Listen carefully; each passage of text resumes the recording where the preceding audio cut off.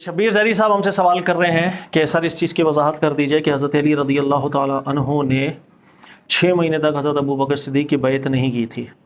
امام بخاری بھی اس روایت کو لے کر آئے ہیں اور دیگر علماء بھی لے کر آئے ہیں، تو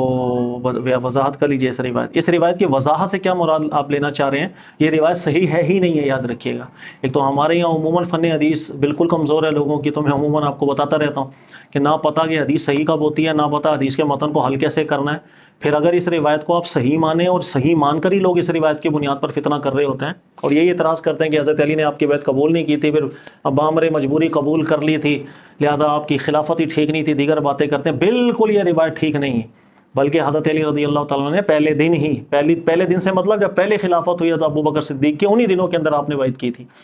یہ بھی روایت موجود ہے اور یہ بھی روایت موجود ہے، دونوں کی سندیں بالکل ٹھیک۔ یہ بخاری کی روایت ہے اور جس روایت کا میں ذکر کر رہا ہوں وہ بخاری اور مسلم کی شرط پر روایت صحیح ہے۔ اسے امام حاکم بھی لے کر آئے ہیں، بیہقی بھی لے کر آئے ہیں، ابن حبان بھی لے کر آئے ہیں، اور امام ذہبی کو پڑھیے گا کہ انہوں نے کہا بالکل بخاری مسلم کی شرط کے اوپر روایت ٹھیک ہے۔ باقی جس روایت کو آپ صحیح کہہ رہے ہیں، پھر آپ اگر صحیح مان رہے ہیں کہ حضرت علی نے 6 مہینے تک بیعت نہیں کی تھی، پھر اس روایت کو پورا ایک دفعہ پڑھ لیجئے گا اور عمل کر کے دکھا لیں۔ اس کے اندر خود اتنی نازیبا باتیں ہیں کہ آپ بولیں گے کہ حضرت علی کی شایع نشان ہے ہی نہیں یہ بات۔ بھلا پوری روایت تو پڑھ کے دیکھ لیجئے گا ذرا۔ پوری روایت یہ ہے کہ حضرت علی جب ابو بکر صدیق نے خلافت آپ کی قائم ہوئی، حضرت علی رضی اللہ تعالیٰ عنہ تیمارداری میں لگ گئے۔ حضرت فاطمہ زہرا کے جب ان کا انتقال ہوا تو حضرت فاطمہ زہرا جب تک زندہ تھیں تو لوگ حضرت فاطمہ زہرا کی وجہ سے حضرت علی کو ویلیو دیا کرتے تھے۔ جب حضرت فاطمہ زہرا رضی اللہ تعالیٰ عنہ کا انتقال ہو گیا تو اس کے بعد لوگوں نے آپ کو ویلیو ہی نہیں دی حضرت علی کو۔ یہ روایت کے الفاظ ہیں، جا کے پڑھ لیجئے گا۔ تو حضرت علی رضی اللہ تعالیٰ عنہ نے بھی جس وقت دیکھا کہ لوگ تو بالکل ہی ایک ویلیو ہی نہیں دے رہے ہیں ہمیں، کہ لوگوں نے کہ تو چہرے پھرے ہوئے، یعنی بالکل لوگ ویلیو دینا چھوڑ گئے، اب آپ نے مجبور ہو کر کہا کہ چلو مذہب ابو بکر صدیق سے مصالحت کر ہی لیتا ہوں، صلح کر ہی لیتے ہیں۔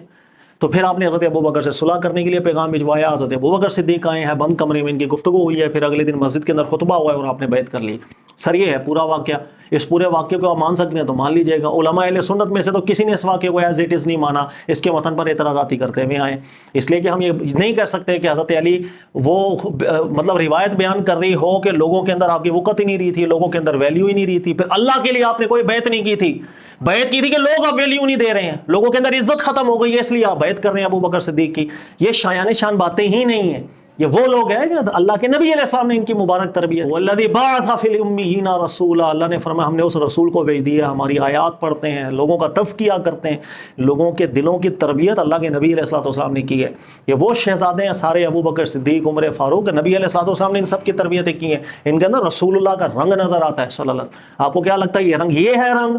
کہ اللہ کے لیے کوئی بیعت نہیں ہوئی؟ یہ دیکھا کہ لوگوں نے ویلیو دینا چھوڑ دیا، اب میں جا کر کے بیعت کر لوں، اللہ کے لیے بیعت ہوئی ہے۔ آپ لوگوں نے ان روایتوں کو مان کے ان کی نعوذ باللہ توہینیں کی ہیں حضرت علی رضی اللہ تعالیٰ عنہ کی، اور اپنی طرف سے آپ فخر سمجھ رہے ہوتے ہیں۔ یاد رکھیے گا حضرت علی نے بالکل پہلی دفعہ میں بیعت کی تھی۔ جو روایتیں میں آپ کو ذکر کروں اس کے حوالے بھی میں اسٹوڈنٹس کو کہوں گا ڈال دیں گے تاکہ آپ وہ دیکھیں۔ امام ابن کثیر کو بھی آپ پڑھیے گا، محدث ابن کثیر نے بھی ذکر کیا کہ جس روایت کے اندر ذکر ہے بالکل حضرت علی نے پہلی دفعہ میں بیعت کی، انہوں نے کہا یہ بات حق ہے، بالکل یہ بات حق ہے، اس لیے کہ وہ روایت جو بخاری مسلم کی شرط کے اوپر صحیح روایت ہے وہ یہ حضرت ابو بکر صدیق نے جس وقت آپ نے بیعت لینا شروع کی، پھر آپ نے آخر میں کہا کہ علی کہاں ہیں، نظر نہیں آ رہے تھے، کہا کہ علی کو بلا کے لے کر حضرت علی آئے۔ پھر حضرت علی کے ابو بکر صدیق نے سب کے سامنے حضرت علی سے کہا کہ آپ کے بغیر یہ معاملہ ادھورا تھا، آپ بتائیں کہ مسلمان اس چیز کے اوپر متفق ہو رہے ہیں۔ حضرت علی بھی بالکل متفق ہوئے اور آپ پر بیعت کی تھی حضرت ابو بکر صدیق۔ یہ روایت بالکل صحیح ہے اور یہی روایت صحیح ہے، اس روایت پہ اعتراض ہے، بلکہ کئی محدثین نے اس کو بالکل صحیح روایت قرار نہیں دیا۔ محمد صلابی صاحب کو آپ مطالعہ تو کریں، تو جس روایت کے متن پر شدید درجے کا اعتراض ہو اس روایت کو چھوڑ کر کے اس روایت پر عمل کر کے ہم فتنے پیدا کر رہے ہیں، اس کو فخر بیان کر رہے ہیں، پھر پوری بات پڑھ کے تو بتائیں۔ پھر جس بخاری کی روایت کا آپ ذکر کر رہے ہیں اسی کے اندر آپ آگے دیکھیں حضرت علی گلہ کیا کر رہے ہیں ابو بکر صدیق رضی اللہ تعالیٰ عنہ سے، ذکر یہ کر رہے ہیں کہ ہم محسوس کر رہے تھے کہ ہم رسول اللہ صلی اللہ علیہ وسلم کے گھرانے والوں میں سے ہیں، کہ ہمارا بھی کوئی حق ہونا چاہیے تھا، ہمارا بھی کوئی نصیب ہونا چاہیے تھا، ہم سے مشاورت بھی نہ ہوئی اور آپ نے ایسا فیصلہ کر لیا۔ تو مطلب آپ خود اندازہ کریں کہ یہ شایان شان ہے کہ اگر مشاورت نہیں ہوئی لیکن سارے مسلمان متفق ہو گئے اور ایک شخص نے سب سے پہلے یہ رسم جاری کر دی کہ مسلمان چاہے متفق ہو جائے، آپ نے بیعت نہیں کی، تو سب سے پہلے حاکم وقت کے خلاف، خلیفہ وقت کے خلاف بیعت نہ کر کے اس بدعت سیئہ کا اجرا حضرت علی نے کیا، پھر نعوذ باللہ من ذالک۔ آپ کیا استدلال کر رہے ہو، آپ کو معلوم ہے نہیں؟ یعنی آئندہ کبھی بھی کوئی خلیفہ برحق بیعت کر رہا ہے اور کسی ایک نے بیعت نہ کی بھائی میں نہیں بیعت کر رہا آپ سے، تو یہ سنت تو حضرت علی نے ہی پھر سب سے پہلے شروع کی ہے، اس کا مطلب ہے نعوذ باللہ من ذالک۔ یہ روایت ٹھیک نہیں ہے جو امام بخاری لے کر آئے، دیگر کتب کے اندر ہے کہ 6 مہینے تک آپ نے بیعت نہیں کی تھی۔ اس روایت کے متن پہ اعتراض ہے، اس روایت میں خود اتنی نازیبا باتیں آ گئی ہیں جو رسول اللہ صلی اللہ علیہ وسلم کے جو ساتھی رہے ہیں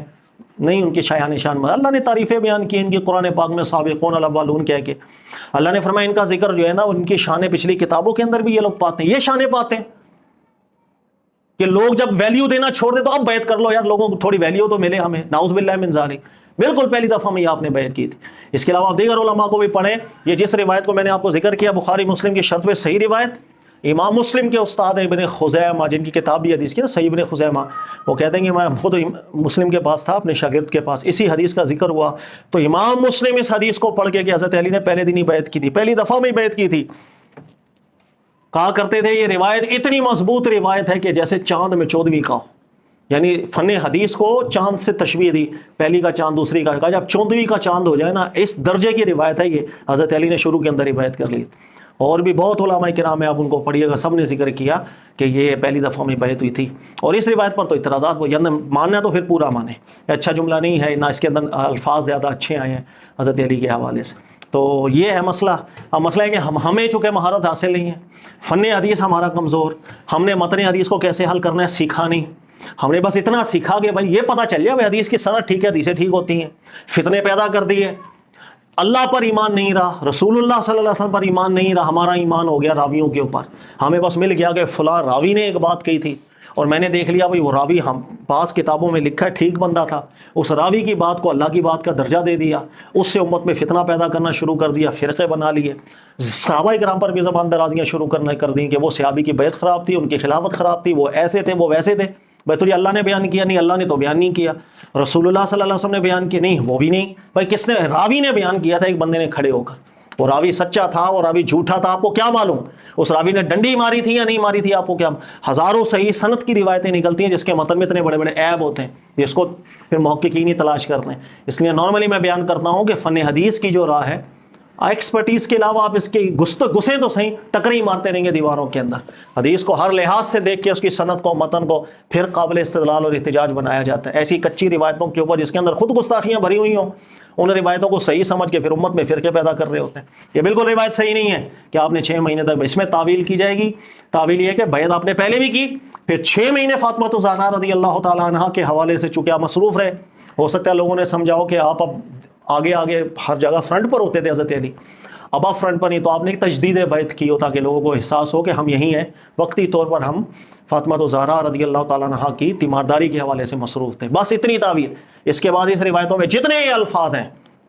کہ لوگوں نے ویلیو دینا چھوڑ دی تھی، حضرت علی نے اس لیے بیعت کرنا چاہیے کہ لوگ ویلیو دینا چھوڑ، یہ سب باتیں ناقابل قبول ہیں، یہ شایان شانی نہیں ہے رسول اللہ صلی اللہ علیہ وسلم کے گھر والوں کے لیے اور وہ جید لوگوں کے لیے جس کی تعریف قرآن بیان کر رہا ہوں، یہ سب باتوں کو سائڈ پہ کر، جزاک اللہ خیر۔